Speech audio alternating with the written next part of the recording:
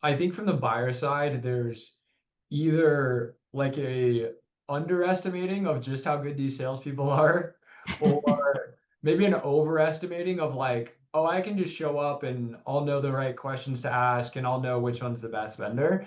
And I think the place where we land our clients is like a little bit of prep goes a long way, right? And like defining those key outcomes and then building them into scorecards so that we said global is the most important thing. And even though this lovely salesperson got us really excited about like their compensation management tools and we loved that Yeah. demo, like we need to still fill out scorecards that have global at the top, right?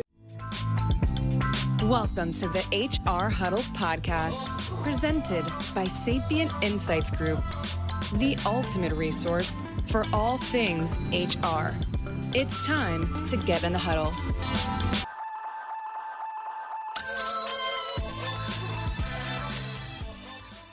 Hello, everyone. Welcome back to the HR Huddle. I'm your host, Teri Zipper. I'm the CEO and managing partner at Sapient Insights Group. This is the show where we like to break down the big and most relevant HR issues of the day. We help you make sense of what they mean for you, and we talk about what you might do about some of them.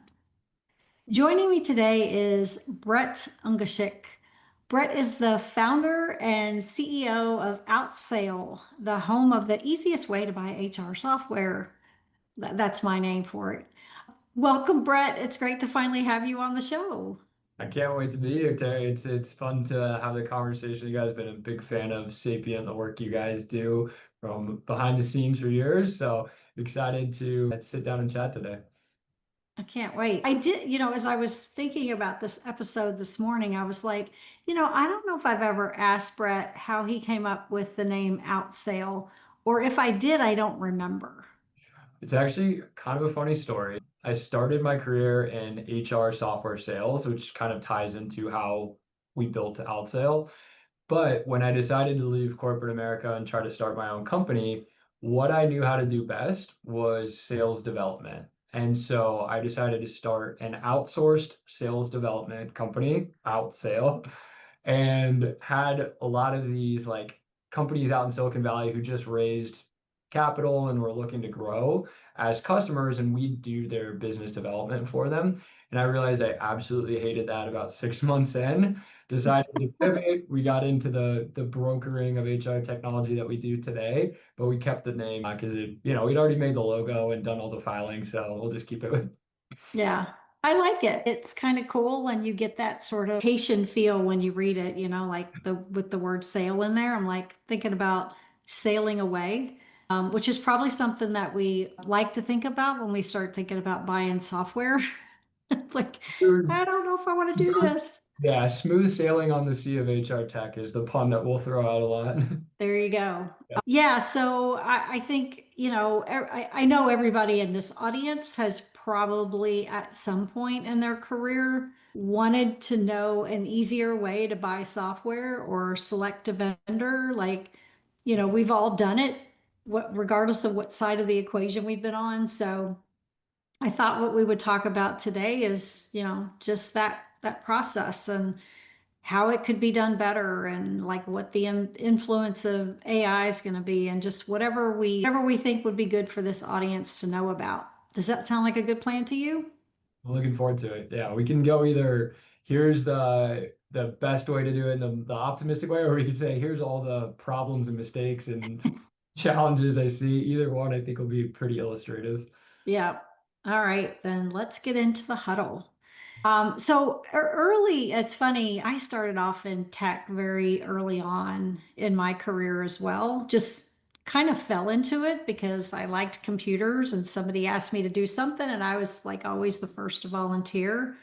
One of the things I did early on in my career was I led an implementation of an HRIS. I really had very little experience prior to that. I'd been part of an implementation once before, but had no idea what it took to acquire the right tools and just that whole process of actually picking a solution. And this was the full HRIS system, and it was a higher ed organization. And I took it over a couple of months into it. And so I had no idea what I was doing, but once I got my feet wet and like really started to run the process and, started, just kind of working with all the various teams, what I did know was that we had bought the wrong solution for this organization. Like that became clear to me very, very quickly. Like we were trying to do things that were for higher ed were never going to work.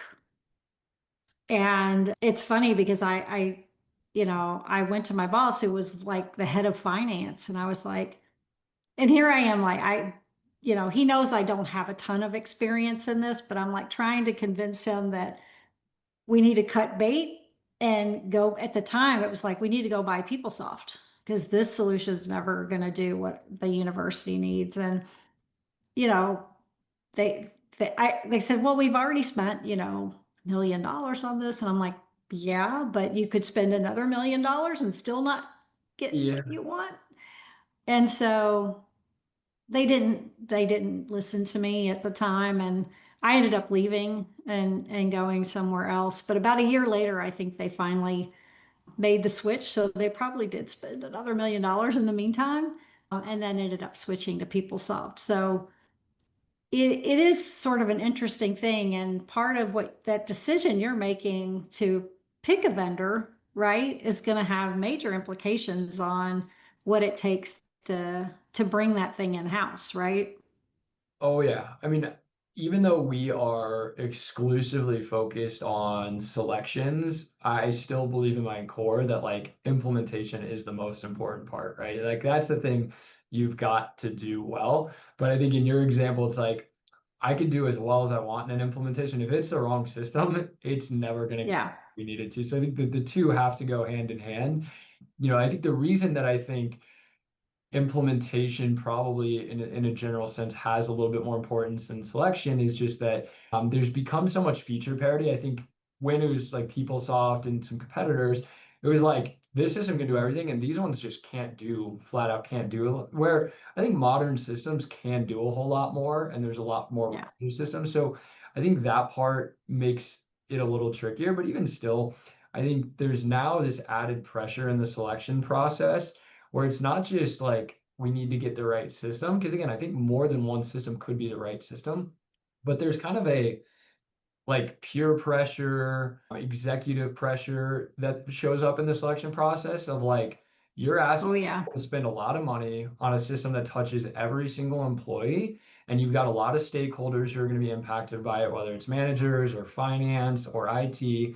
And so the more that I've thought about selections, it's like I think we could get off a 20-minute call with a buyer, and after that call, I could send them 1 to 2 vendors, and one of those two is going to be the right fit. Like we can do that, like who's the right vendor thing pretty quickly. The harder part is like, how do you run a smart, thorough, well-documented process that uncovers edge cases and really shows your work in a way that you can build like a bulletproof business case and moves all your stakeholders through the process effectively? I think that's actually more challenging than like, can vendor A do it in Yeah. deposit? Yeah. Well, and then you've got, I think stakeholders are critical, right? And for you as the person who is going to lead a selection, like needs to have, you need to know who those stakeholders are because you don't want them to, throw a bomb into the whole process when you're at the end and they're like, oh yeah, well, you guys didn't look at this vendor. I mean, this happens, right? Totally. Oh my Um, gosh. So we actually, in our front end of our process, we go through shortlisting and we will do intake with a client. We'll get an understanding of like goals and requirements, and we'll have them fill out some forms for us to get some more detail. And then we'll build them a report that's like a dozen potential options. And occasionally I'll get kind of a snarky comment back like, this isn't a very short list. Like, why are there so many options on this? And I have to tell people, I'm like, look, this is not because I want you to take 12 demos. All right. This is because I want you to have well documented research on 12 vendors so that once we start with 3 vendors and you start falling in love with one of them, and then your CFO comes in and says, why didn't we look at Workday? That you can actually point them to some research and say, here's how we got here, rather than you having to hit timeout, having to press pause, get that next vendor up to date. So there's very much like a funnel mentality that has to happen from like again, showing your work, bringing stakeholders along. And I also think there's a balance of stakeholder engagement that's important to strike. Yeah. Where, you don't want just this one dissatisfied person in the people ops department that is driving this process forward with no other, people behind them. At the same time, you probably don't want like 25 people on the kickoff calls and the discovery calls, because then like, how do we move this forward at all? So like kind of getting that project team together where it's like, who are the, in a smaller company, maybe it's 2 or 3 people. In a larger company, maybe it's 8 people that are core to this project, that they're going to be basically on every meeting and really driving this forward. And then kind of who's in that like second circle that we will want to hear from them. They are important stakeholders, but that first group kind of has to be in charge of setting like the high level goals, identifying the top vendors, even vetting, like doing a first round of vetting of the top vendors. And then to me, it's like the second round of demos when we're doing like real deep dives into functionality, that's a good time to get that extra stakeholders involved. But if we do it too soon, then it can just kind of lead to too many voices and too much Yeah. blocks. Too much noise. Yeah. Yeah, that doesn't end up being valid, right? Like you can, if you've got an issue or a problem, come with a possible solution, not just, well, this is a problem, right? We got to exclude them. It's a problem. Like, well, what's the solution? Yeah, I think like in those early kickoff calls, I'm really trying to figure out like what are the business outcomes that we're driving towards, right? And so it's like, okay, if we have to choose between one vendor that's really good at global and one that's awesome at service, like how are we going to break those ties? Kind of like bigger Yes. strategic conversations. And then if you've got like all 20 stakeholders on that call, someone's going to come off mute and be like, well, the next vendor needs to have an applicant tracking system that can link to Indeed. And you're like, okay, thanks. Like they all do that. Like back to the big. So it's just like there's a time Yeah. for that, no question. But it's just like, when is the right time to introduce that level of depth? And I think that's going back to this idea of like a funnel is like we want to start wide and we want to start big picture. And then we will get to that in the weed stuff. Don't worry, but we want to get there in due time Yeah. rather than too soon. Yeah, I mean, there's nothing wrong with starting to look at, at the top of the funnel, starting to look at vendors, because some organizations are either new and they haven't really had solutions to do some of these things, or they've had piecemeal, or they've had a solution forever and they don't even know what's possible yet, right? So Yep. starting to look at some of those things to help you start to build your requirements, like what are the knockout criteria, what are the things that if it doesn't have this, like we can go ahead and scratch them off the list because this is critical to our business process or whatever else. But I find that the requirements piece is one of the hardest pieces. It's probably at least from my perspective, and maybe you have a different one, it's probably the one of the most skipped things because it's hard, right? Yeah. Like trying to get people to write, document what it is they need from this solution from an outcome perspective rather than just from like, I needed to be able to check this box, right? It's bigger than that. Yeah. So my feeling on it is there's like 80% of requirements and features that are kind of irrelevant because there's so much feature parity out there, right? Like it's Yeah. like when I see a requirements list and it's like needs to have a mobile app, needs to do direct deposits, it's just like we can send this to 20 vendors and we're gonna get all check yeses back, right? And so it's like those to me are kind of a waste of time. And what I want to know is like what's the 20% that's really unique, complex edge cases, and let's get like super specific on those things.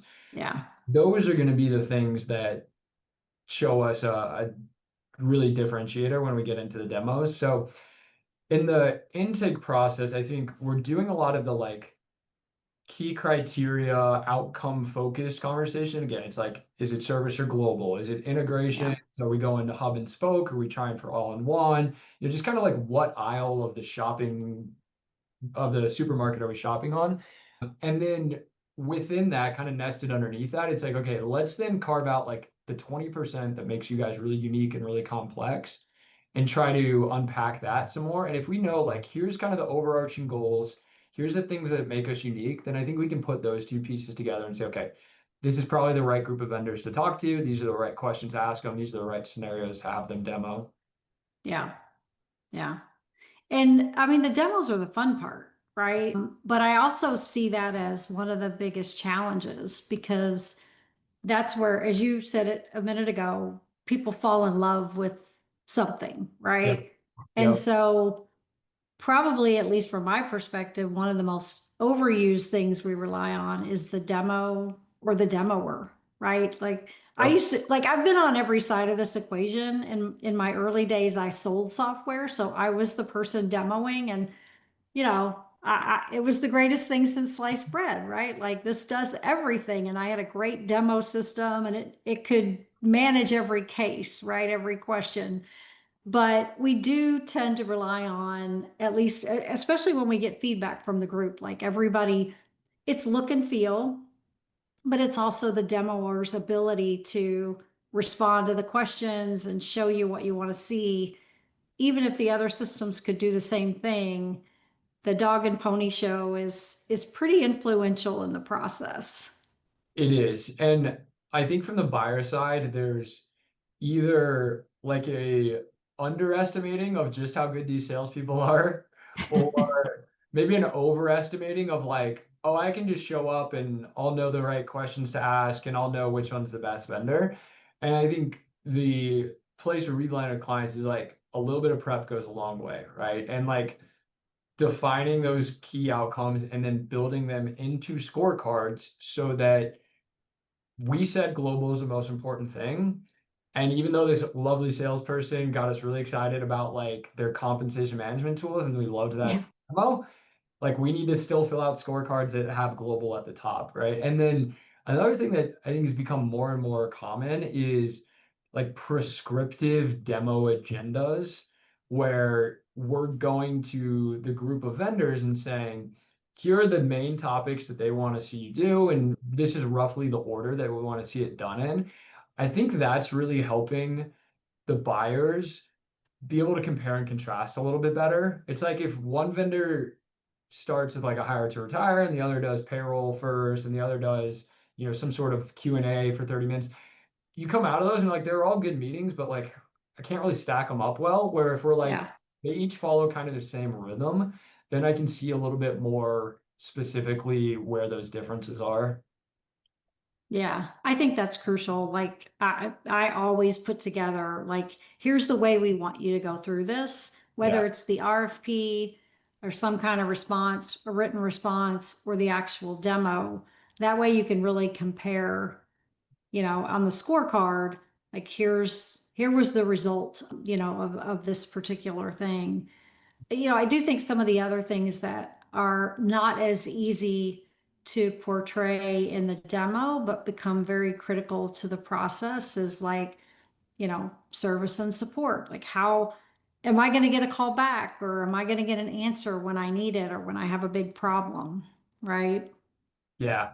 Yeah, that one. Integrations is another one. It's like, how are they going to really show you that? There's definitely parts that the demo is not the best environment for it, and it's honestly still kind of like old school Q&A, like here's our questions, here's kind of what we need to know. But I think being knowledgeable about what your goals are goes a long way in that front. So like rather than just saying like, can your HRIS integrate with Greenhouse for recruiting?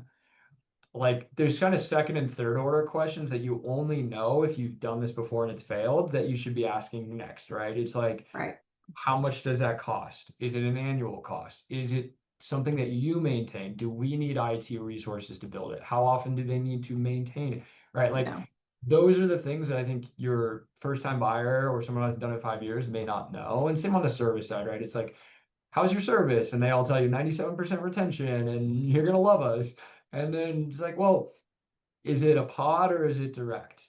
If it's direct, who supports them? How do we escalate past that person? What are the SLAs? How do you guys as a company monitor the success of your customer support and your delivery?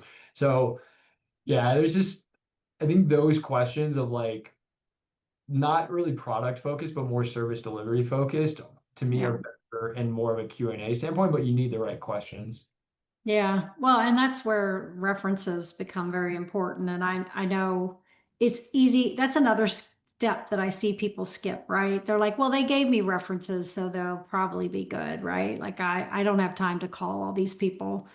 And, and then they often assume that because they gave me references, they gave me good, like the people who are going to say good things.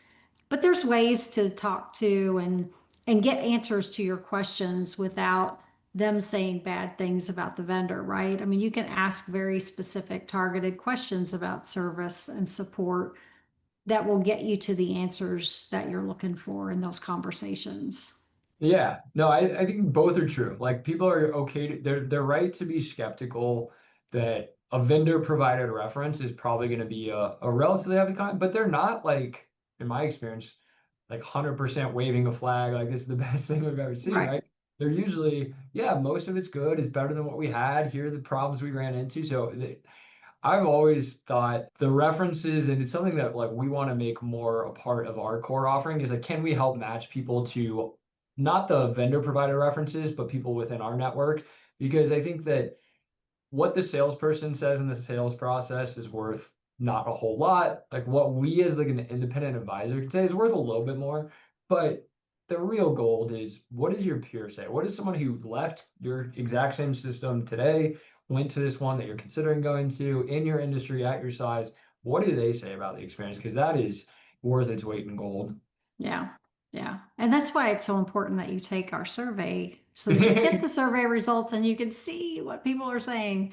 Yeah, that voice of the customer is really critical. And even if you don't have our report or you're not looking at some of the data on your all's website, you can get to some of these vendors' customer sites or at least get to some customer data online. And it's just like Amazon, right? Like, you look at the reviews, you take them with a grain of salt based on the things that are going to be issues for your culture and your company, right? There's always going to be negatives and positives, but what are the ones that stick out for you? Like if you think about your business objectives and the things you're trying to accomplish. Yep. Yeah. Yeah, I think I've definitely gone through like G2 reviews sometimes just to like refresh myself, just get more perspectives. But there's certainly half of them I scroll right past. Like this maybe feels like a vendetta, or maybe this person got a gift Right. card, right? There's some that Yeah. you filter out on your own, but then there are some nuggets in there where you're like, okay, this is really interesting. Yeah. There was one once that was like, I didn't like the colors and they wouldn't let me change them. And I was like, okay, you know, that's Yeah. that. I guess that's a user experience. Like user experience is kind of subjective. That's always been an interesting thing to me. So having run some evaluations and vendor selections, been on that side of the equation, it's always interesting to see the different experiences. Like everybody sort of sees the demo from a slightly different perspective. And sometimes it's a knockout of the park, like, oh yeah, everybody went with vendor number one. But oftentimes it's like you've got a mix of, a couple people liked vendor number one the best in terms of the like the look and feel and that whole experience. And then others liked number two and somebody liked number three. And you're like, how is that possible? I sat through those demos myself, but Yeah. they do. I mean, it's all subjective. It totally is. And I think what we found there's certainly cases where we have clients that are unique enough or complex enough where there's only 3 or 4 options that can confidently do what they need. And that's honestly a little bit easier. It's like, hey, these are your options. Let's probably Yeah. start here. The more tricky part is when mid-market company, not overly complex in their requirements and their use cases, not overly like preferential in what they're looking for. And it's like, okay, well, there's a lot of different options out there that could conceivably meet your needs. So I think what we'll have to do is some of this like personality matching. It's almost like dating profile. It's like, if I'm talking to a tech company in New York City, then I've seen enough of these to know that like certain vendors and their style and their UI just aren't gonna land. and others are going to be a little bit more of that like crisp kind of user experience and kind of modern desk employee forward type experience. And so those are probably the ones I'm going to nudge you towards, because again, I've just seen enough of these to know like your personality is probably going to map onto this personality a little bit better, versus we got like a nonprofit in, Colorado where I am, that, service is the number one thing and all their other systems are, 15 years old. And they're going to say, give me the one, I don't really care what the look and feel is as long as it passes a certain threshold. Give me the one that knows my name, picks up the phone every time I call, and is really pleasant. So it's like, those are kind of the fun ones, because I'm like, there's no algorithm for this. This is just kind of a little personality test. Yeah, but no, I mean, that's good, because having, to me, having a partner like that who can help you overcome some of those hurdles, because there are going to be times in which it's the criteria in which you end up making the final decision is, again, it's subjective at the end of the day. Like the answers are very close and you could almost go either way. Like what's the trigger? Yeah, I think we'll have those conversations sometimes. Like they're borderline therapy calls when someone's 90% of the way through a selection and they're about to make this big decision. There's just pressure on it, and they just want to like kind of just kind of come to us and tell us they're feeling like their thoughts and am I making a good decision? Get some validation. And in most cases, what I'll tell people is, if you had to today pick the worst of your three options or the worst of your two options, they're still better than what you've got today. Like usually that's the case. Like they're on something that's completely outgrown or the service broke, whatever. And I'm like, so don't feel too much pressure about getting it right. Like you've already done the thorough evaluation. You've documented yourself. You've made this a very smart evaluation. And the final decision is a little bit, like you said, it's subjective. It's a little eye of the beholder. It's a little bit go with your gut. And I think if you've done a good process with the right set of vendors, that you can be a little less rational and a little bit more just instinctive at that process, because no matter what place you land, you've checked all the major boxes and it's going to be a sound choice. Yeah. Do you guys have a lot of questions about pricing when you're working with clients? Is that something where they're like, it's right at the front of their process, they want to know the quotes, or do you see people struggle with kind of understanding like how to even make sense of the quotes? Yeah, I do. That was actually the thing that was going around in my head too right now. Was the other challenge, I think, is this whole concept of total cost of ownership, right? Because just getting a price, and a lot of times the prices are by head and they're by SKU. And I mean, frankly, as a customer trying to buy something, I don't even, the word SKU, what does that even mean? Like, why do I have to know this word, right? I just want to buy technology and I need it to do these things. And now I've got like all of this, well, if you want this SKU, it's this price per person. And if you want this SKU, and you're going to need this SKU if you're doing this, right? It's like, so it gets really hairy. And yeah, like trying to figure out how to get to the total cost of ownership, it has been, the biggest challenge for people, because they can, Yeah, they can add up hey, it's going to cost, $27 a person per month to have all these features and functionality, but I didn't factor in, other things or changes or integrations, right? So that's one of the things that, when we do this kind of analysis, you really have to get in behind the scenes and understand what are the other things I'm going to have to pay for. yeah. Right? Yeah, there's like I think two parts to the pricing conversation. Like one is I see a lot of folks challenged with the front end, which is just how do I make sense of these like three different proposals I just got? And it's just vendor A is per paycheck pricing, all in one. Vendor B is line item, line item, line item per month. Vendor C used a completely different head count than everyone else. And so they don't even know first how to like standardize, like how do we truly know if we're even seeing apples to apples? That's something we'll take clients through is step one, let's normalize these to same head count, same feature set, same set of integrations, and clean all that up. So we're doing a true apples to apples comparison. I think one thing that I see gets missed a lot is buyers getting spooked by like the highest price. In my experience, if you love a vendor, they're gonna match or get pretty darn close to the other competitors to try Yeah. to deal. Like none of them are doing so well that they're just gonna walk away from a great customer who wants to buy their services because of a 10% difference. And so, I think more important to me on the front end than like which one's the highest, which one's the lowest, because like we can get them all towards the middle, is more have they covered all the things that you told them they need to? Is it all really in writing? Like I'll see quotes. This happened just yesterday where it's like they went through a demo, they expressed the need for a 401k integration. The 401k integration was in the sales collateral from the vendor. So they just assumed that it was in the proposal. I read through it, was like, it's not in here. And so they had to go get it back. And it's just like one of those things. It's like that's frustrating to find out after you signed a contract. Maybe they charge you for it and you thought it was Yeah. already there. So there's just a lot of like kind of subtle cleaning up that needs to happen. But then once that's happened, then I think part two is what you're talking about is like that total cost of ownership, which is like, okay, we've got a pretty good estimate now of like annual software fees, implementation, but what are the hidden fees, whether that's, additional staff we're going to need for this or additional consulting we're going to need for this, or like you said, like custom integrations or Mhm. service levels.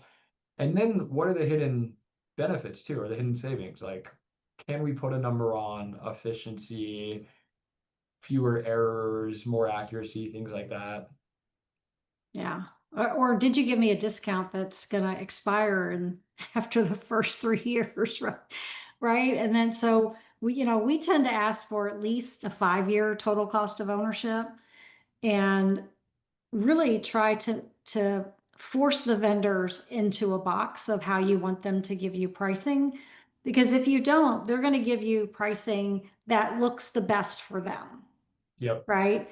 And that's just the way they're going to present it because that helps them. But if you kind of have to say, look, I want you to put it in this format so that when you look across the three vendors, you really can tell how they compare. I think that's a great theme of all of this is that like the vendors have a lot of power in these processes, right? Like they're Yeah. the $1 billion company. You're just kind of a lone HR team, like trying to navigate this process.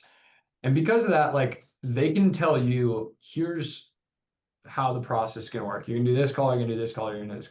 They can design the demo agenda to flow exactly like how they've scripted it in their sales trainings. They can package the pricing proposal in a way that like makes it look as appetizing as possible, where then getting to more of this buyer driven process where it's like, no, you come to the table with like your scorecards and your agendas, and you tell them this is how you want it quoted. It does shift it a little bit more to like easier to compare, easier to navigate, easier to spot the differences between Yeah. A and B. But yeah, I think that's like a huge theme of all this. Yeah. And then you're not done, right? When you make that choice, and I always tell people, don't tell the other vendors where you are yet until you've negotiated your final contract. Because if something happens in that process and that falls through, you may go to vendor two, right? Because you've now got this negotiation process that you need to go through. And to your point, this is where you can try to get their price to a better place for you and what you got in your business case to spend, right? This is your opportunity to negotiate the price and to also make sure that you're negotiating what's going to be in this package. Yeah. So I think our negotiation advice is a little bit counterintuitive in that we actually tell clients to be almost radically transparent with their top vendor. So we'll say, hey, once you know who that, hey, we have consensus internally, here's who we Yeah. want to board with. What we do is we say, hey, here's the talk track. It's go to that vendor and say, we just talked, you've been selected as vendor of choice. However, these are the things that we need resolved for you. And it's not go back and sharpen your pencils. It's specifically you're at $28 per employee per month. We need you at $24 per employee per month. you included 4 carrier feeds, we need 6. Like give them the exact needs and then say, if you do all these things for us, we can sign by X date. Yeah. And that signing date, I tell buyers, that is your biggest piece of leverage. And the reason we'll take this approach is I think when we in the past were a little bit more guarded, a little bit more like kind of combative in that process, the vendor doesn't know if you're actually serious about them or if you're using them as leverage for someone else. And so there's a little bit of fear and hesitancy where when you're really open and collaborative, you're like, hey, this is yours to lose. This is what you need to do for us. It works like gold. And usually that sales rep is not the one that can go in and make those pricing. They have to go sell it internally and get approval. And so if you give them that, hey, I can get this contract signed by X date that they can take to their leadership team, then the leadership team is like, great, we need to hit our quarterly goals, bring that in, give them 20%. We don't get so it's interesting. It's worked extremely well for our clients, but it's not where I thought we would have landed when we first started doing this. Yeah, no, it's a really good point. We don't ask them to sharpen their pencils. We definitely say this is where we need to be. Yep. And most of the time it's pretty doable. I mean, I think you can get what you want if you ask, especially if it's the end of the quarter or the end of the year. Oh yeah. You might even get a better deal. They gotta meet those quarterly targets, but that's some of the secret sauce. But yeah, I do agree with you. And frankly, being honest with the vendors throughout the process about what your needs are and what you're trying to do. I have worked with people in the past who were like, well, let's not share that with the vendor. And it's like, well, why wouldn't you share that with the vendor? Like, what would be the reason not to share that with the vendor? Like, you want them to know what you need and what you guys do and how this works. And, don't keep them in the dark because they can't be a good partner to you if they don't know. I couldn't agree more. I think like transparency, here's what we want to see, here's how we're scoring things, like that all helps you see better demos, get better proposals, XYZ. I've come to 2 limits to my vendor transparency. One is when the vendor says, who else are we against? Who Oh else? yeah. No, you're not getting that information. At first, I was like, of course, let's be transparent. And then they're just slinging mud at each other. And what drove me nuts about that, I'm like, sales rep, I'm the one that put the finalist group together. So when you go in there and say, oh, vendor B stinks, vendor C is awful, you're making me look bad. So don't. Yeah. And then the second place where unfortunately, we've had to be a little bit more closed off the vendors is when they're eliminating someone. The thing that drives me nuts is when they go, oh, can I just get some feedback from you? It'll help me get better at my job. And the nice, generous HR team takes time out of their day to do so. And the sales rep turns that into objection handling and, oh, no, we're the best at this. No, you must have missed it in the day. That drives me absolutely nuts. So I think those couple areas, that's where I'd tell clients, it's not worth it to be too transparent. Keep the other vendors that you're evaluating close to the vest. And when Yeah. it's time to eliminate someone, a 1 sentence, here's the reason that we felt that you fell short. Thank you for your time. We're not open to future objection handling, like that sort of thing. Yeah. Firmly close the book. Yeah. Yeah. One of the other things that I like to do, and, especially depends on the size and scale and some of the nuances of the opportunity. But, what I found is that the vendors are very open to having you have conversations with very senior people in their organization. And so, asking, I'd love to have a conversation with the CEO even about Sure. your direction in this area, because this is really important to us. It's amazing what they will do for you to make those conversations happen. And so I think that's a kind of a missed opportunity sometimes where people don't say, hey, this is great, but I'd love to talk to your head of product. I really want him to explain the roadmap, or whatever it is. Like, I think there's opportunity there to meet more of the team and to learn more about the organization, because that then tells you what trust is going to look like and service and support, all of those things. Yeah. And just having an executive that you can go to when things start going awry. I think all important. I'm curious how you think about the very last stage in a selection. To me, is like de-risking implementation. Like, okay, we got to the vendor, we got to the price. Now we're turning our attention to implementation. So it's like this step zero of implementation almost, of like even pre-implementation kickoff call. It's just like, how do I make sure that we're in a good position that once this thing kicks off, we're ready to rock? Because I think there's a, almost a like perverse incentive where the vendor, the sales rep who makes implementation sound the easiest is the one that looks easiest to work with. The one who's the most honest about what implementation is going to look like is like the scariest vendor. So I think there's something in this like final stage of getting out of the darkness of what implementation is going to be, getting information to help orient yourself about how to set expectations properly, that is really critical to going into implementation properly. Yeah. I think this is the part of the game where size really matters, right? And so, yes, there's probably other things that impact which vendors you look at if you're a small company, mid-size, enterprise size. But when you start talking about implementation, that's sort of the final lift, right? Like you could get the best system on the market. Somebody does a shitty implementation, you're going to hate the system. You're going to be the one out there on the user board saying, the system is awful. It doesn't do this, that, and the other. And then other people are like, it does do that. Like you implemented it wrong, right? So, and so that to me is an important part of the selection, right? Is who's going to do the implementation?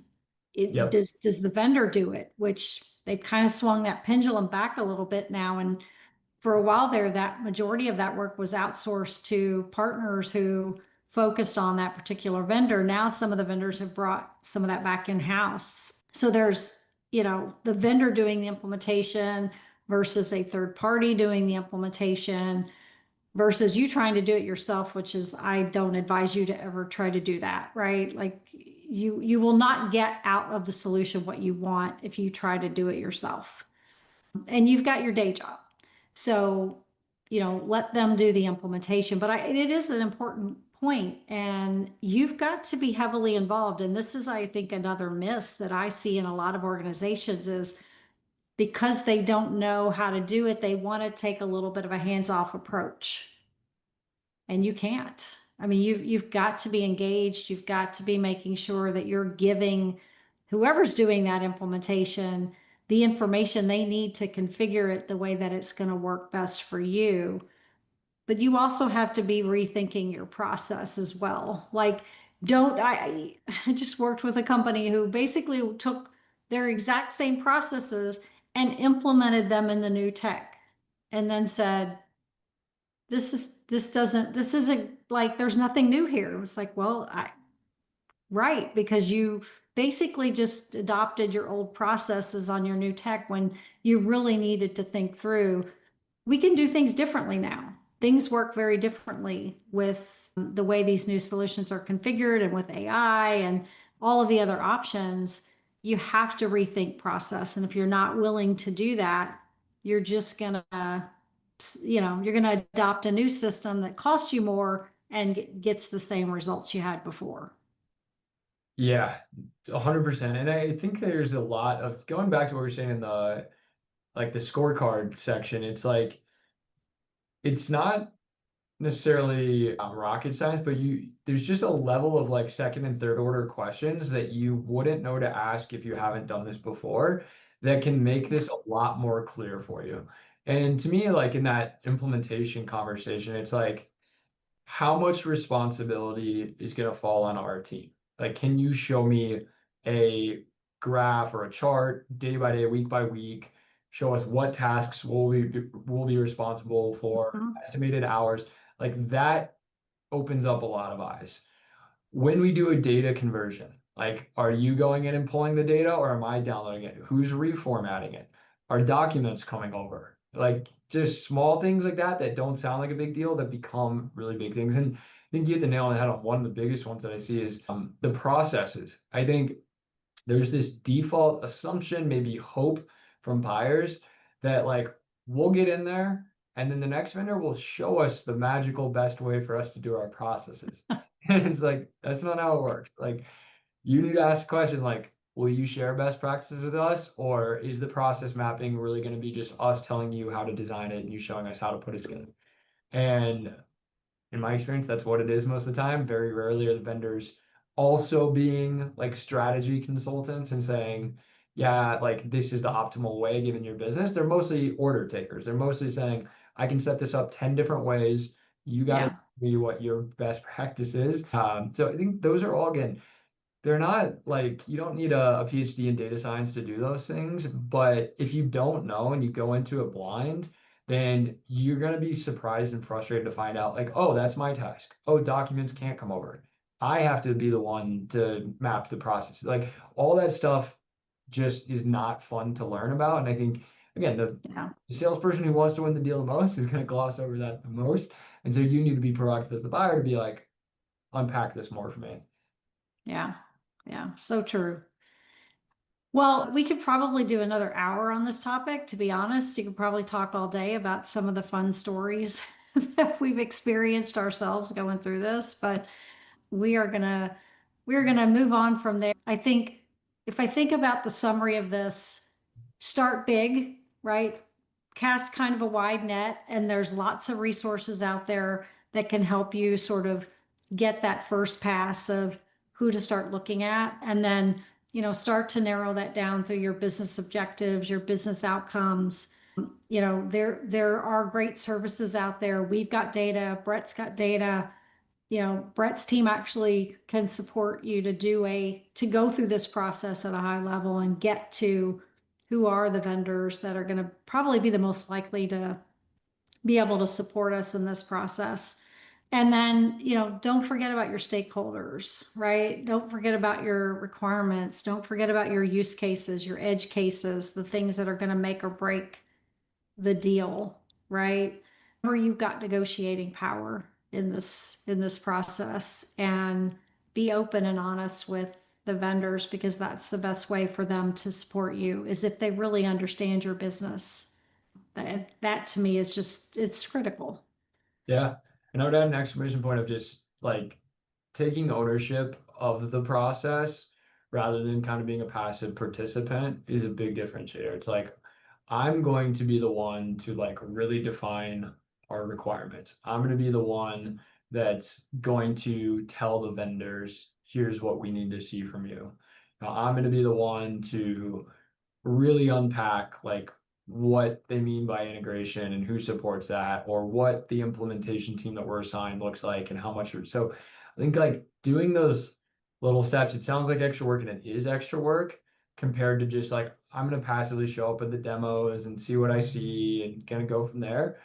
It is more work, but it's such a time saving in the long run because there's way fewer surprises. You get to the right option, you get to the right price, you have an implementation that doesn't have as many surprises, and ultimately you don't get through implementation already ready to fire the vendor that you've only been. I had one deal where I spent probably 9 months working on this deal, and we got all the way to the end. They picked the vendor, everything was good to go, and then the whole project got canceled, and they never moved forward, which was just unfortunate, because these can be big, Yeah, long, intensive projects, especially if you're a large organization, a global organization. There's a lot of stakeholders. So, just plan for the worst, right? Because those challenges are going to come at you in this kind of a project. It's just, there's no question. yeah. Yeah. Another reason to be very documented because then you can come back to it later and Then you have it later when you restart this thing. Yep. Yeah. Well, this has been great. We have just finished. We just closed the survey, so the results of the voice of the customer are going to be coming out soon by the time that you hear this podcast. I also want to remind people to be sure and listen to Stacy and Cliff next week as they spill some tea on HR tech. Brett, I want to thank you for joining me today. This has been a great conversation. Where can people find you online and on social? Yeah, I think the easiest way would be on our website, Outsail, outsail.co. And then I'm also found on LinkedIn. I think my last name's pretty easy to search. There's not a ton of us. So find me there. I try to post a couple times a week as well. Awesome. Yeah, you guys got a lot of great stuff. Well, I also want to thank our producers, Brand Method Media Group, Kelly and her team, our marketing team, Summer, Kendall, Cole. These guys make sure we get this out to you. And I also want to thank you for tuning in. That is all the time we have for this week's episode of HR We Have a Problem. But if you enjoyed this episode, we hope you'll subscribe online on your favorite podcast app. I'd also love it if you drop us a line or give us a review. We'd love to hear what topics you want to hear about. We will be back in 2 weeks with another episode of HR We Have a Problem. Thanks, everybody.